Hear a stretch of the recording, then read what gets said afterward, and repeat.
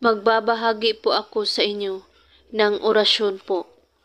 Santo Niño, orasyon po ito para pampaamo sa lahat ng tao. Una, magdasal muna ng isang Ama namin at bago lumabas ng bahay ay banggitin lang ang orasyon. Lahat ng taong makakasalubong mo ay yuyuko sa iyo. Narito ang orasyon. Jesus, Jesus, Santa Cruz, Espiritu Niño, lahat kayo ay aamo sa akin. Gawin lang ito kahit anong oras at araw, basta't buwang inyong paniniwala sa paggawa at walang ibang iniisip at pagdududa.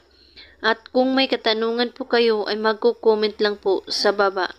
Maraming salamat sa panonood. May God bless us all.